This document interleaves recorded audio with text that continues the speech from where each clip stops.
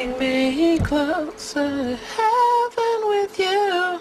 And I was specifically writing it for, you know, our troops in Iraq and people that are in war anywhere in the country or anywhere in any country that are away from people they love. And instead of bitching and complaining about whose fault it is or why they're over there, you know, fighting wars, it's just the human element of just being separated from the people you love. But I also think that the song's not so directed at that to where someone that's just on vacation or someone that's on tour and missing their loved ones can't relate to the song.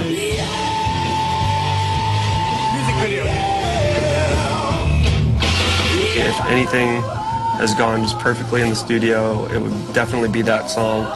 We had a guest female vocalist, Shauna Crook. She's absolutely amazing. She's part of the Music Mafia.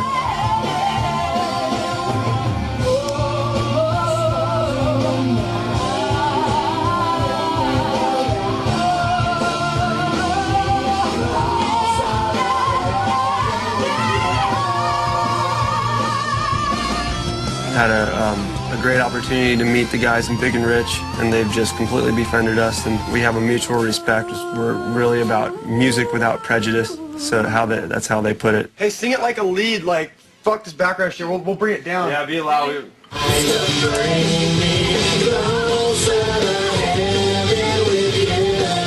But our boundaries are endless as well. We've always been pushing the envelope and trying to just incorporate anything that we've ever heard out of our influences into our music. And I think about 6 months from now, when I've been on tour, that song's really gonna hit home to me because we all miss our families and friends. So I think that's just a really great song with great lyrics and a very Western cool vibe. When are we putting the claps on this one? Pretty soon, pretty soon.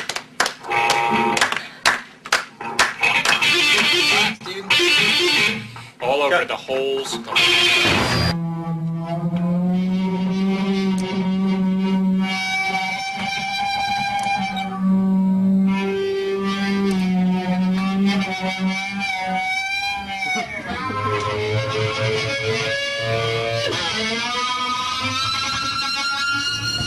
Brompton Cocktail. When I first heard that song, I nearly shit myself. Brompton Cocktail has one of the sickest grooves on the album. It's very laid back, very vibey. Brompton Cocktail is one of the last songs that the Rev kind of was screwing up, and he brought it to us, and we all kind of started fucking around with it.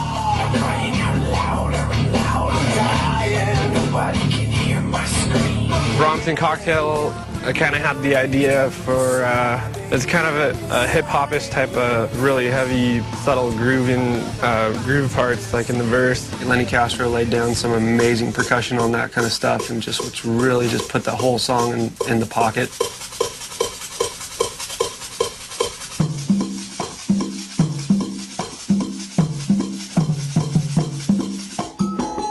To me, it was this awesome groove track. It reminded me a lot of Tool. Something they would do with a lot of the percussion, a lot of the, you know, percussion wasn't on there at first, but I could hear percussion in it. That was awesome, man. And we laid down some great strings that are just really accentuated type stuff that just really help with the groove. We really wanted to have strings put in the verses, a really answer and call thing to the vocal line and to the riff.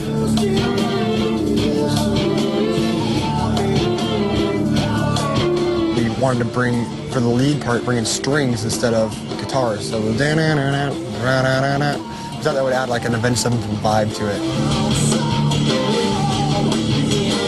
And I wanted to mix it with violins and give it kind of a Alanis Morissette, uninvited type of vibe. It was just great that these guys came in to help out and make it so that we got this all done in the amount of time we had to do it. I think that everything that we laid down on that song just completely helps that groove out so much. Shadows wrote some amazing lyrics that I think a lot of people can relate to.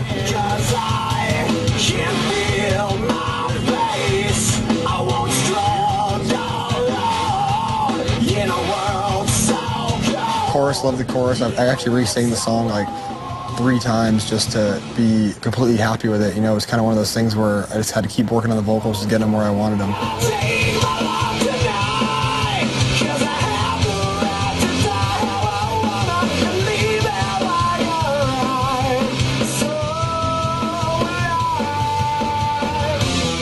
That's awesome. song felt good. I was so On a funny note of the song, a lot of the stuff that was written by the Rev, the stuff he written on guitar was actually very awesome, but it was about me and Sin's worst nightmare, because anytime a drummer writes on a guitar, he makes up notes that are pretty much unheard of to the average guitarist. And our fingers are stretched out like this. When we're playing a guitar, our fingers look like this, stuff you've never seen. But it's actually really fun. It's something I'd never even think of doing myself. So it just kind of pushed me to learn this new style, you know. I know Sin used some cool effects on the solo, too.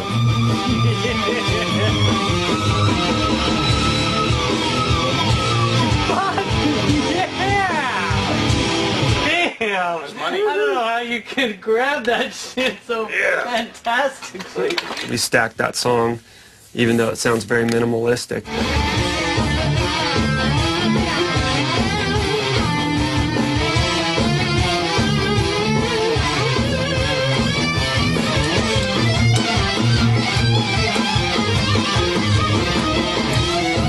It's got a ton of shit in it, but it all works in its favor. But overall, the song's just very powerful, and it came across really great.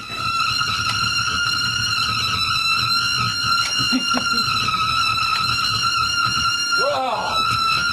Fuck that, I'm out of here. Jesus Christ. Track it. This is where all the bullshit on the album happens. Low-end bullshit that just fucks with your ear, makes you really sad. Sometimes the brown note. Can't spell bass without ass.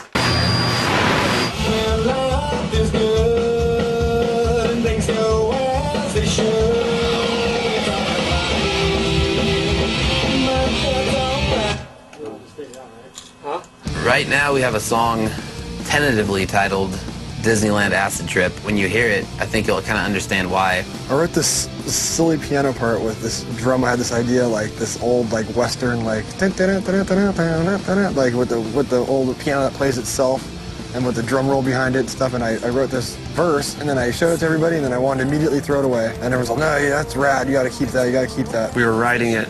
We were kind of just like, how should we approach this song? You know, it wasn't really coming together. A lot of songs were passing it up and growing. This one was kind of staying stagnant between verse and just, we didn't really know what we wanted to do, but everything we were kind of adding to this thing created this vibe. So we finally one day asked ourselves, what does this song remind you of? What do you think of when you're writing this song? And we came up with a flying carpet ride. We were like, this is a flying carpet ride. And as we kind of went along, which happened much faster after that, we just realized it's much more than a flying carpet ride. It's like being on acid at Disneyland. So they were like, well, let's like do like the electric parade in Disneyland when you're on acid.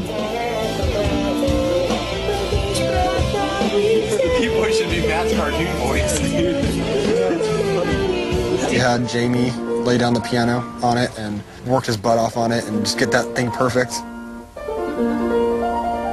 Just did all this kind of classical-esque type stuff. Then we're going to change the whole vibe. We're going to this pirate type. Some of my favorite just nuanced type guitar work, a la Walter Rice. Walter! Do I still got a Walter? Damn! We got a Walter? I'll get him. Oh, you rule, thanks. I got some. You want some water? No, just some Walter. We wanted to have a song that just had a real religious choir to it.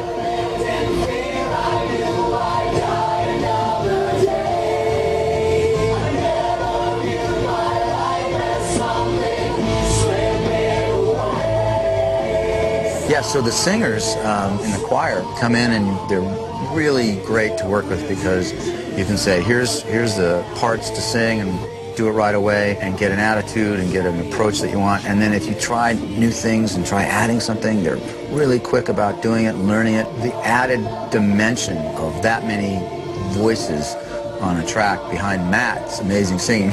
Some of the choir was just going, man, how does he sing like that? It's so